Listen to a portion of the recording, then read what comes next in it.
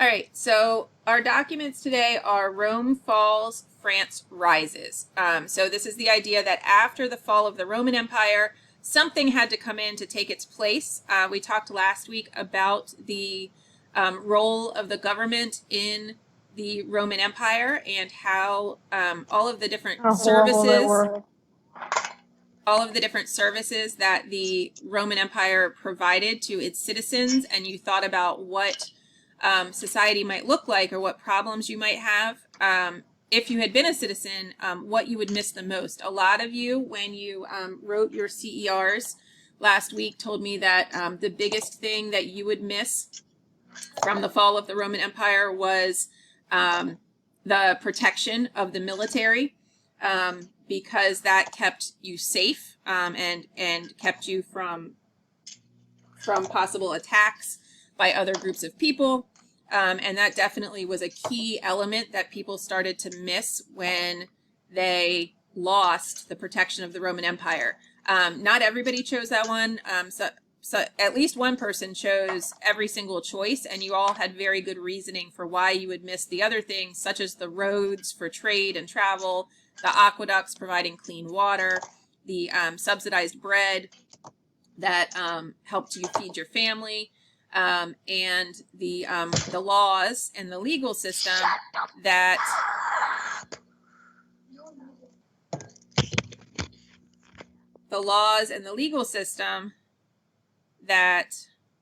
protected your rights. So all of those were very good examples of what people were now missing after the Roman Empire fell. And what comes to take its place kind of evolves slowly over the next couple hundred years, and that's what we're going to be reading about today. So, in the year 200 CE, the Roman Empire reached the height of its power. At that time, Rome controlled the lands as far east as Palestine, as far west as Spain, and as far north as the border with Scotland.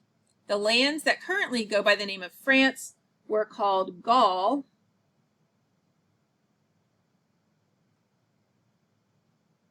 by the Roman Empire. So anytime you see this word Gaul in writing, in a primary source document written by anyone who was a part of the Roman Empire, know that they are referring to the area of Europe that we now call France. Rome had controlled much of Gaul, going back as far as the conquests of Julius Caesar in the 1st century BCE. Over centuries of Roman control, Gaul became heavily Romanized in its laws, custom, and even language.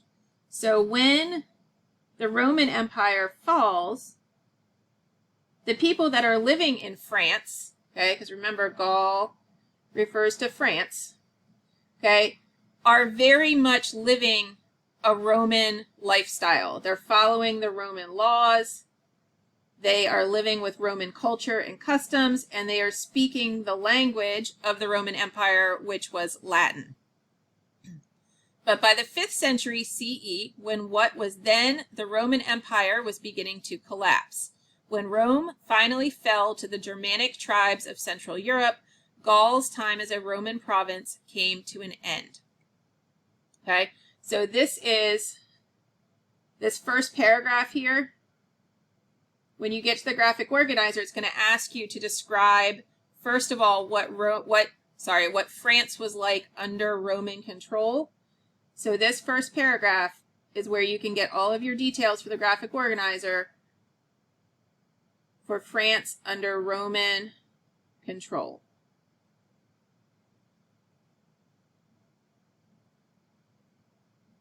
The warrior king that rose up to replace Roman rule was called Clovis, the first of a dynasty called the Merovingians. Okay, the second section of the graphic organizer is going to ask you to describe what France was like under the rule of the Merovingians. Okay, so Clovis is the first ruler after Rome, and he starts what becomes known as the Merovingian dynasty. Under Clovis, much of what is now France was united under a single king, for the first time. Previously, the lands had been ruled by royal chieftains. The Merovingians were strongly influenced by the Romans and thus kept much of the Roman political and social structure. Around 500, Clovis even converted to Christianity, a move that gave the king more legitimacy in a Europe that was gradually becoming Christianized. This move also gave him the support of the Catholic Church. After the death of Clovis in 511, France was divided between his 4 sons. The kingdom was reunited and divided again several times, and by the early 700s, the Merovingians had lost a lot of their power to local chieftains called mayors. So even though Clovis was able to unite France under a single king while he was alive, once he died and his children split up his empire 4 ways, it goes back to having power in the hands of these mayors in these local areas. Can you slow down a little bit? Sure. I'll pause right there and give you a second to catch up if you need.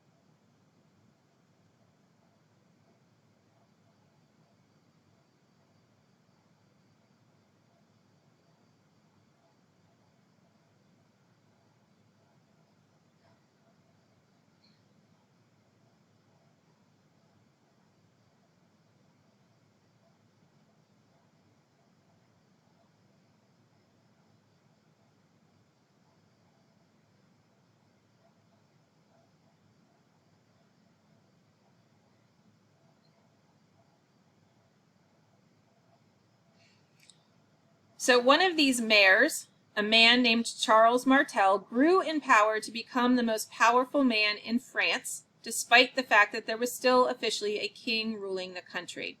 Martel is most famous for his role in the Battle of Tours, in which he and his army turned back the Muslim armies that had invaded from Africa and marched across Spain into France. In 752, the last Merovingian king, Childeric III, was overthrown.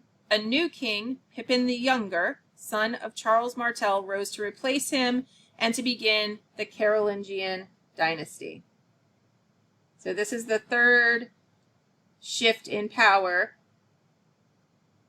that we're going to read about on the second page of the document in a second. And in the graphic organizer... Wait, wouldn't this be the second? Rome, duh. Yeah, so Rome was the first control, the Emperor of Rome and the Roman government. So that's the first, that's where we start. Then it shifts to Clovis having power with under one king.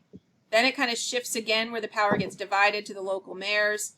And now it's shifting again under the Carolingian dynasty and becoming united again the way that it initially was under Clovis. So if you, I know some of you are trying to, hold on, let me see if I can get a better, so that you can see the whole thing. There we go. So basically it goes, in terms of who's in control, it goes Rome, and then it goes Clovis as a king, right? And then it goes to the local mayors. And then it goes to the Carolingian dynasty, which again has a king at the top of the power structure. Miss Western? Yes. I had a question. Okay. So how do we know as people that Rome was after, how do we know that France was after Rome? because it was never, it was controlled by the Roman Empire. The lands of Gaul were controlled by the Roman Empire. They were conquered by Rome, and Rome, the Roman Empire had those forts and borders and military installations along the northern and eastern borders of what is now France. So we know from artifacts and from archaeological digs and from documents from the time period that the Roman Empire controlled these lands that we now know as France. So then once the Roman Empire falls, the people that live in that area are trying to figure out how to make a new government for themselves.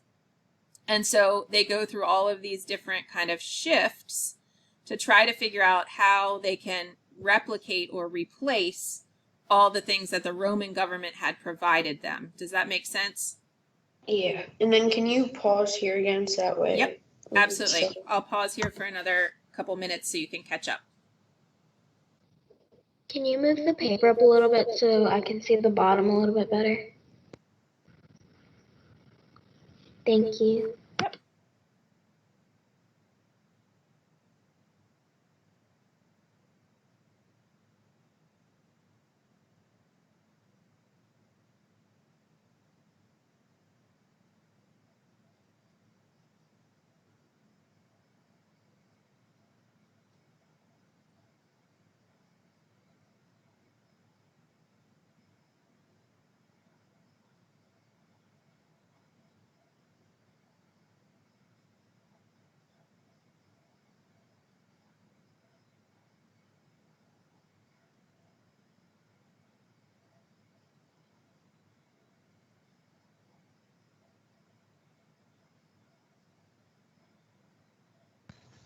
Who's Western? Yes.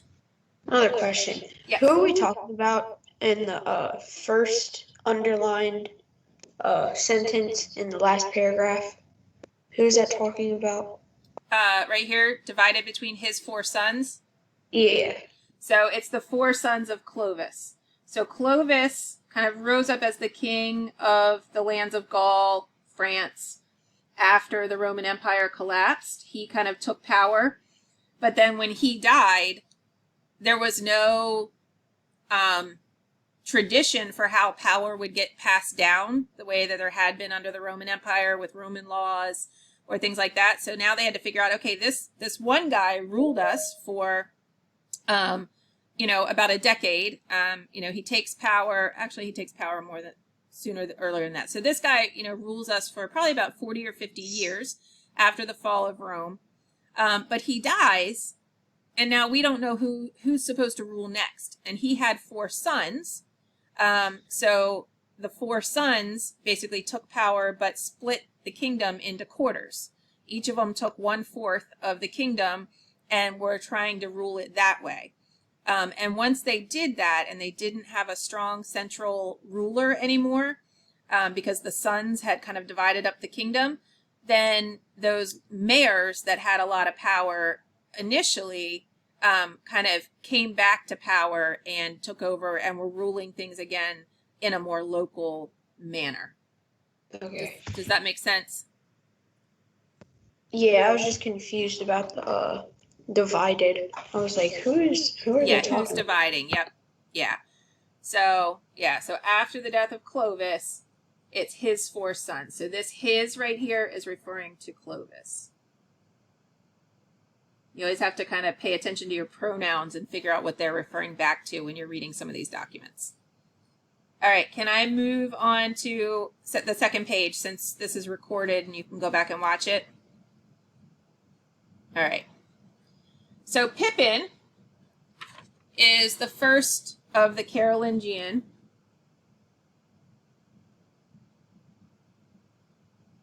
rulers.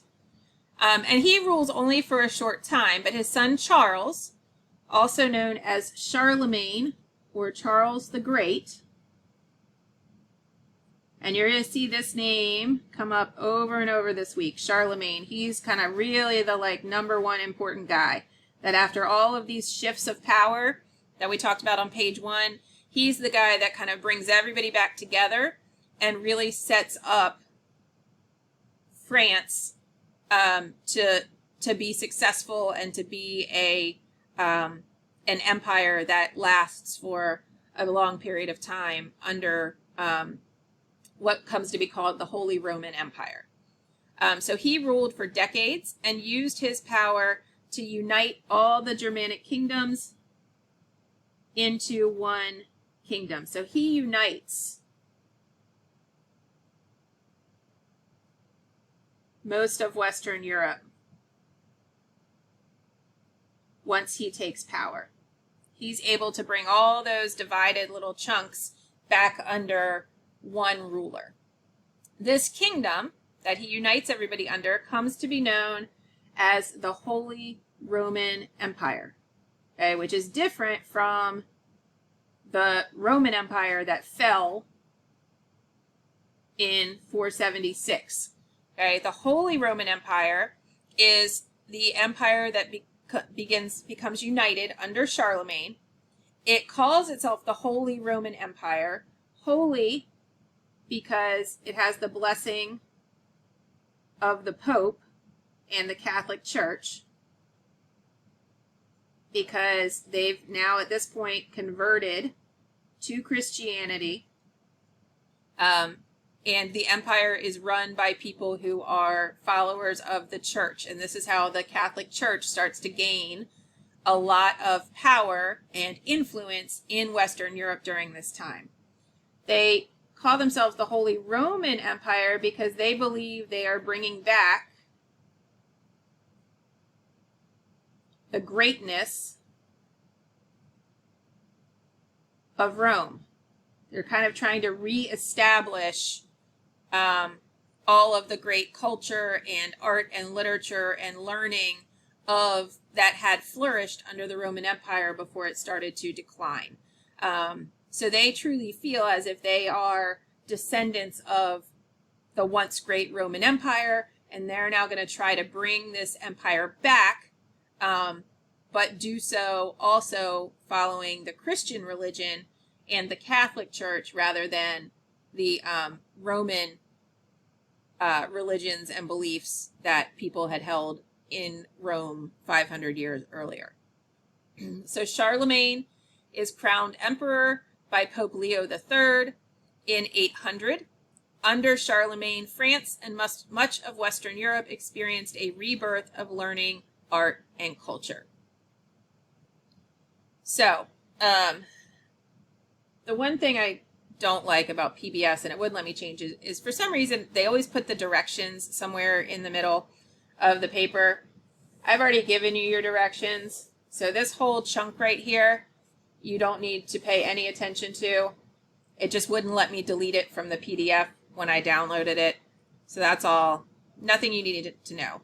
And then down here we have 4 primary source documents that are going to give us a little bit more insight into those 3 time periods as the empire shifts from Roman control to Merovingian control, and then finally to the Carolingian control. And don't get too caught up in all of those different names and big words. They matter less than you just simply understanding that it shifts from Roman Empire power to a king, to it being split back up again, to then being united under a king again with Charlemagne. This is the one name you really need to know. All those other names of people aren't really that important, but you do need to know who Charlemagne was and why he was important, which is because he united pretty much all of Western Europe back into one kingdom, and then named it the Holy Roman Empire and brought in the influence of the Catholic Church. Will you get like taken off for spelling? No. Can you repeat what you said about the last one? Or did you say something like how it's split up and stuff like that? Yeah, so what's important to know is kind of this flow chart that I put at the top of the first page. This is the shifts in power.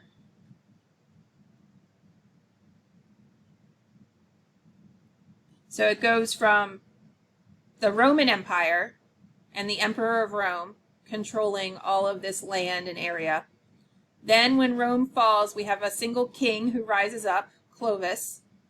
He is able to rule for a period of time, but when he dies, that's when it gets split up again because of his sons, and those local mayors have a significant amount of control, and the king just kind of becomes a figurehead for a long period of time. The control really is back in the hands of these local mayors who are running just their little towns or city-states. And then under Charlemagne and the Carolingian dynasty, we go back to having Western Europe finally reunited under one king in what he comes to call the Holy Roman Empire.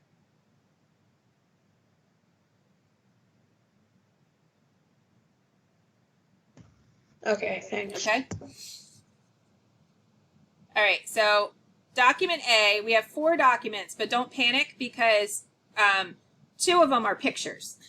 So there's a little bit more reading, but there's also some pictures we're going to take a quick look at, and then I'm going to give you some time to start working on the graphic organizer while we're live, and I can help you, and then you should be able to finish the rest of it during your application time today. So document A is an excerpt from the Gallic Wars written by Julius Caesar. So this document comes from the time period when Rome is in control of France, or the lands that come to be known as France. Okay? So Julius Caesar, when he conquers this area and brings it into the Roman Empire, he's basically describing what he found in that area and how the people were living and continued to live while the Roman Empire was in control of that land. So he talks about how, I'm sorry? I have a question. Yes. I heard that at some point, I mean, you mentioned the Catholic Church, but I heard that at some point, like, I don't know if it came from, like, the split off from but, like, I know that, like, France and England would eventually, for much of history, for a long time, just be rivals and go to war with each other constantly. What was up with that? We're going to get to that. That comes with the fall of feudalism. One of the major causes of the fall of feudalism, which we will get to in probably 2 weeks because we have to do the rise of feudalism first before we get to its fall or collapse. But one of the main causes of the fall of feudalism was what we call the 100 Years' War, which was the war between France and England battling over who controlled what land. So we'll get to that. So hold that thought for about a week and a half for me, okay? I also heard that one of the kings of England split the church, like Yep. he. We'll get to that in Unit 3. So all of Gaul, under, remember when Rome invades and takes it over, what they found was a land that was divided into 3 major parts, one of which the Belgae inhabit, the Aquitani another. You don't need to know these big words or names. Those who in their own language are called Celts, in our Gauls the third. All of these differ from each other in language, customs, and laws. The river Garonne separates the Gauls from the Aquitani. The Marne and the Seine separate them from the Belgae. Of all these, the Belgae are the bravest because they are the farthest from civilization and the refinement of our province, and merchants least frequently resort to them and import those things which tend to effeminate the mind. And they are the nearest to the Germans, who dwell beyond the Rhine, with whom they are continually waging war, for which reason the Helvetii also surpass the rest of the Gauls in valor, as they contend with the Germans in almost daily battles, when they either repel them from their own territories or themselves wage war on their frontiers. So basically, what Caesar is saying, I just wanted to check that it was just the citation on the next page, which it is. So what he's saying is when Rome conquered Gaul. Gaul basically was made up of 3 different tribes or groups of people.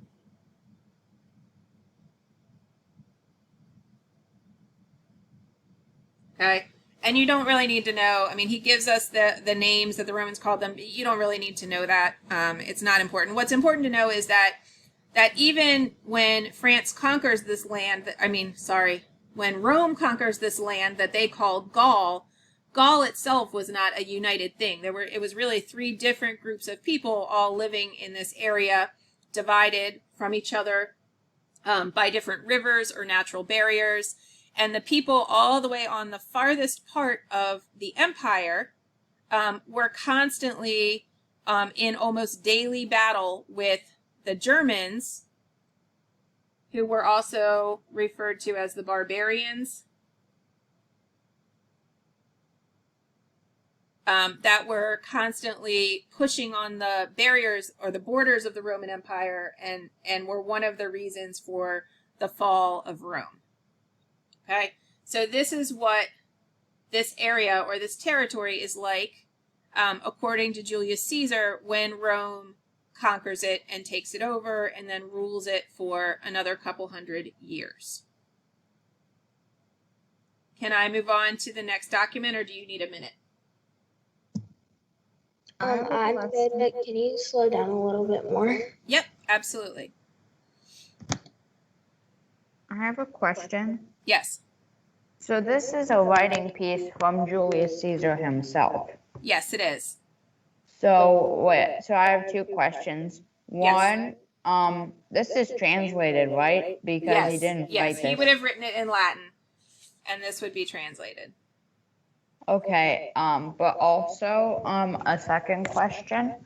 Yes. Do you think that, because obviously Julius Caesar was the leader of Rome and the Roman Empire, so do you think that maybe he tried to portray these people in a little bit more of a barbaric way so that the public would accept that, yeah, us taking them over, yeah, that's the right thing to do? Do you think maybe his own biases were involved in his writing? That is an excellent question and something that you should always consider when you're analyzing a document. Great job, Liam. Did he, and I'm going to write that down, did he portray them as more barbaric to justify conquering them?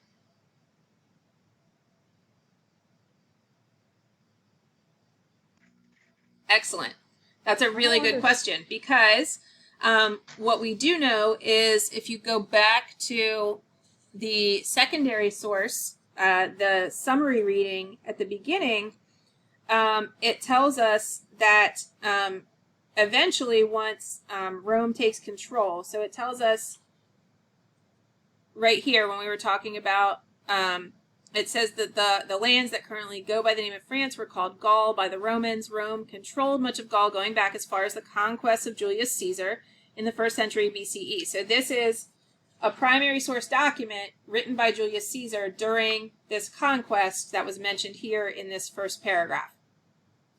We know that eventually, after Caesar takes them over and they live under centuries of Roman control, Gaul becomes heavily Romanized in its laws, customs, and language. So what Caesar found when he conquered these people, where he talks about them having different language, different customs, different laws, even from each other, we know that this eventually all becomes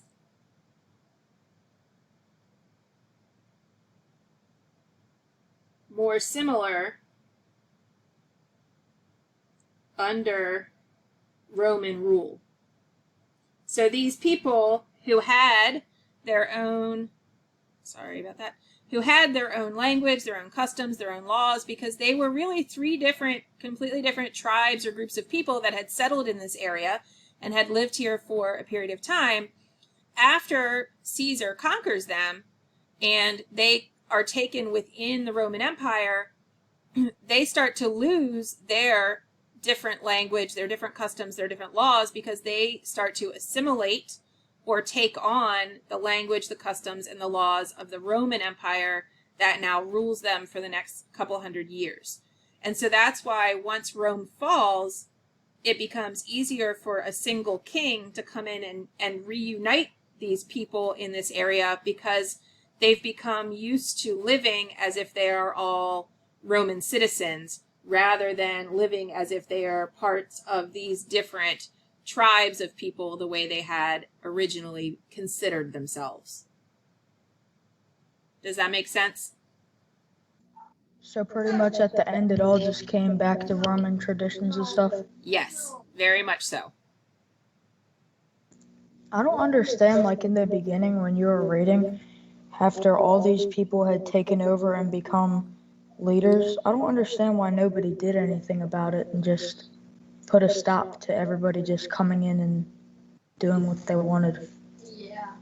Well, that's who Charlemagne is, kind of the guy that puts a stop to that for a long period of time. So he's the one that is finally able to really unite everybody and keep a pretty steady line of rule going for a couple of centuries after he unites everybody back under the umbrella of the Holy Roman Empire. Could I say something? Yes. So something about that I have a question about, because I mean, you could be the best king ever. I mean, the way that succession worked is that it was hereditary. So basically, if the king, let's say you had a really smart king, but for whatever reason his son had a negative IQ value or something like that, if that son rises to the throne and he literally has no idea how to do his job and he starts failing, that king could have been a great king, but then and then his son could literally just cause everything to just tumble over. Yep. All Because right. kings, they have no control once they die. Yep. And we're going to talk about that when we get into the feudal system and how all of that worked. All right. So document B is an illustration. It's black and white. It's a little bit hard to see, but basically this is an illustration from a 14th century. So this is the 1300s. French illuminated manuscript called The Great Chronicles of France. So this panel shows Charles Martel. And if we remember, Charles Martel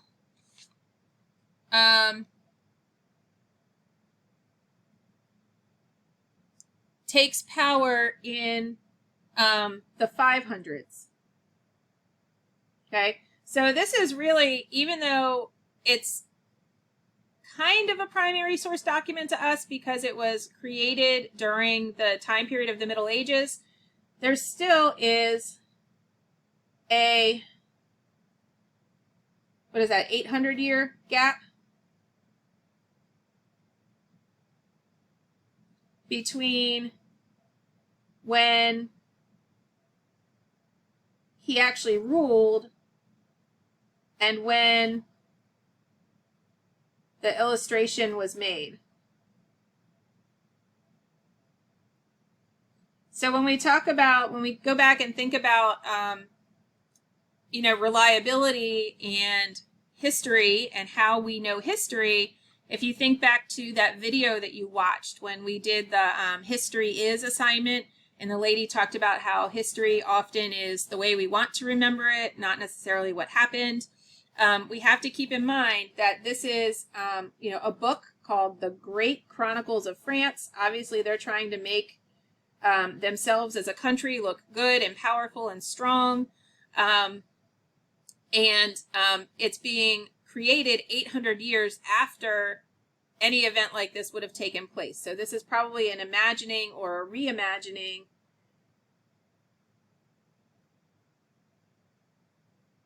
of what life was like under the rule of the local mayors, which was the Merovingian dynasty. Okay, so for this particular document, we might have some questions about how reliable it really is because of that 800-year gap between when any event like this could have happened and when the actual drawing or illustration was created. Any question about document B? All right, document C is our last text one, and it does bleed over onto the next page, so at some point I'm going to have to shift the paper. Document C is written by Pope Gregory to his most excellent son, Karl. So Pope Gregory is the head of the Catholic Church.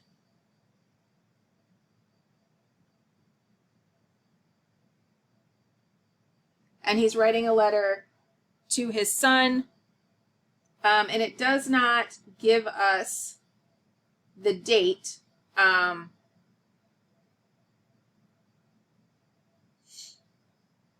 Of when this was written, but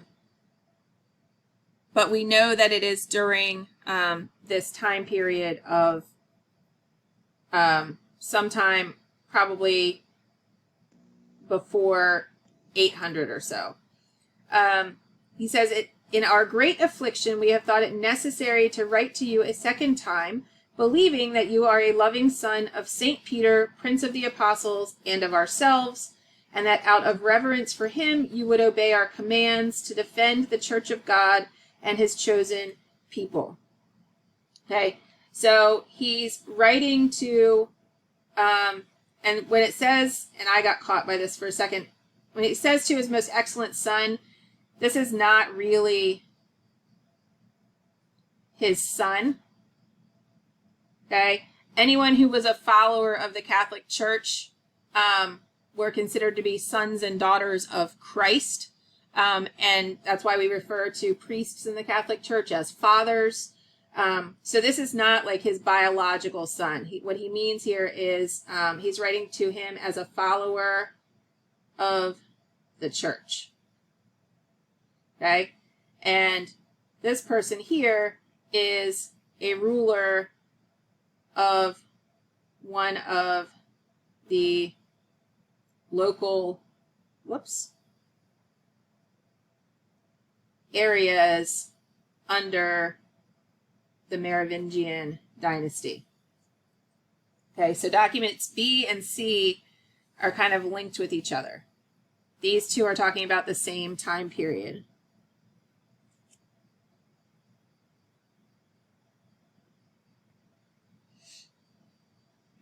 So he says, I'm writing to you a second time. Okay, so we know that he's already written once. Believing that you are a loving son of St. Peter, Prince of the Apostles, and of ourselves. In other words, we're writing to you because we believe that you are a Christian and a follower of the church, and that you should, or you would, obey our commands. Our here being the commands of the church.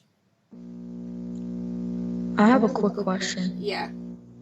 Does Chronicles mean times? Yes. Okay, thank you. No problem. We can now no longer endure the persecution of the Lombards, for they have taken from St. Peter all his possessions, even those which were given him by you and your fathers. These Lombards hate and oppress us because we sought protection from you.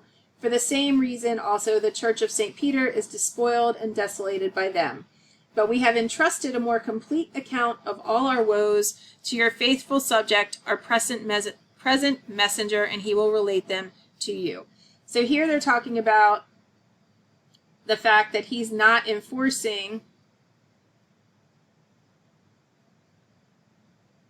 the beliefs of the Catholic Church in his lands. And this is a problem for them. Okay? They say, we had an agreement. These lands are now supposed to be Catholic lands. You're supposed to be enforcing the beliefs and the rules of the Catholic Church, and you're not doing that. He says there are groups of people who are living in your lands that hate and oppress us, us again being Christians. And he basically says this has to stop. If you're going to rule over this land, you need to do it with a recognition of and respect for the Catholic Church. And then it goes on the next page to say, you, O son, will receive favor from the same Prince of Apostles here and in the future life in the presence of God, according as you render speedy aid to his church and to us, so that all people may recognize the faith and love and singleness of purpose which you display in defending St. Peter and us and his chosen people. Okay, so again, he's saying that the king needs to spread Christianity across his lands. Okay, so the whole point of document C really is to show the influence that the Catholic Church now has during this time period. As these kings converted to Christianity and started ruling these areas of France, it was the expectation of the church that they would enforce and spread Christianity throughout their kingdoms, and punish anyone who was not living under living by the rules of the Catholic Church, because they would be considered to be enemies of the kingdom. And then finally, document D, we get another picture, the coronation of Emperor Charlemagne. So this again is a 14th century French illustration, meaning it was made in the 1300s, of Charlemagne, or Charles the Great, being crowned the Holy Roman Emperor by the Pope. The Pope's support of Charlemagne helped him unify Europe.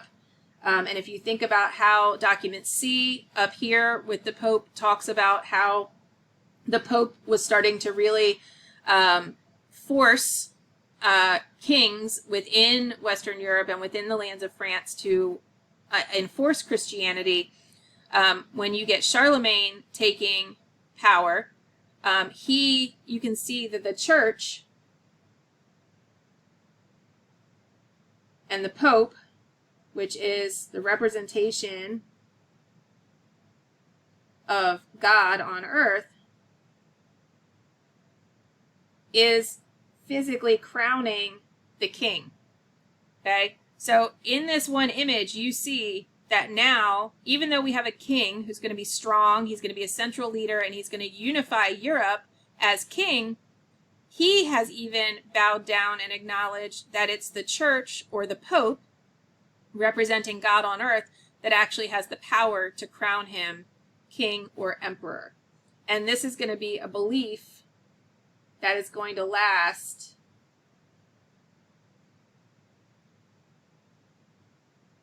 in medieval Europe,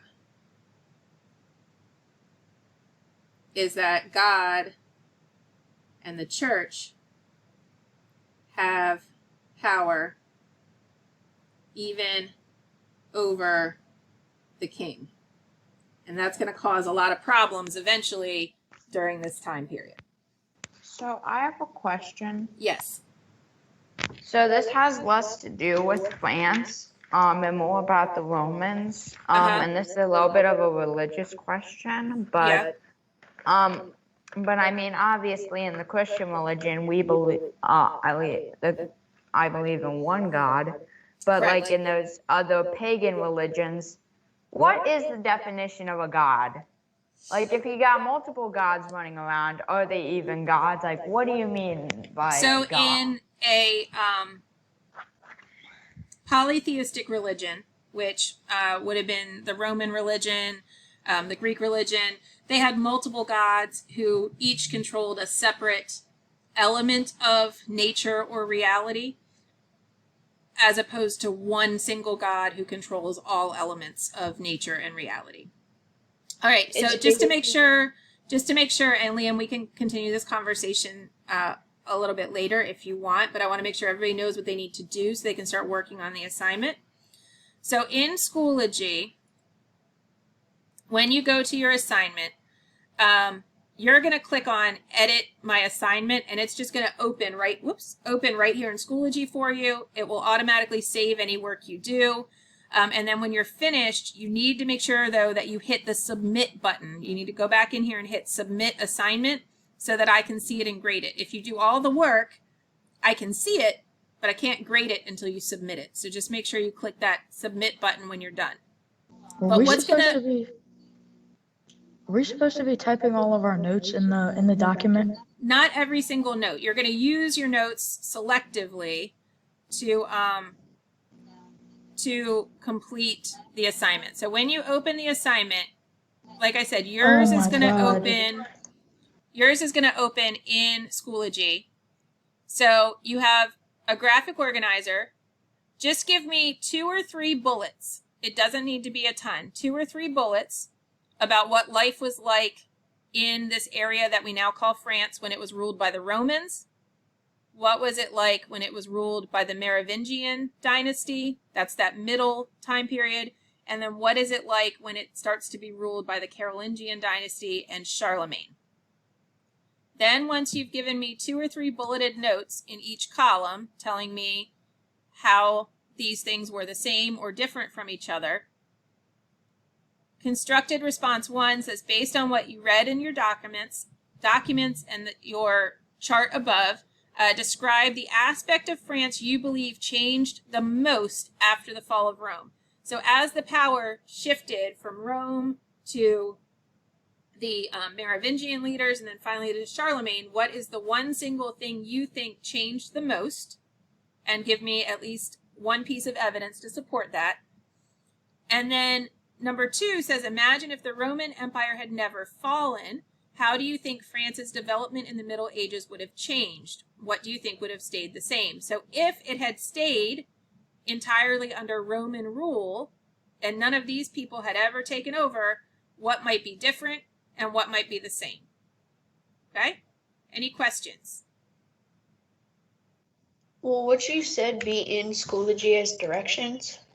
Yes, it'll all be in the well, it's all in the video, but I can put that in the directions again. I can add some directions there if that will help you. Oh, I got it. Never mind. Okay. All right. So I am going to. What happened? Where'd it go? There it is. All right. So I am trying to figure out how to stop the recording.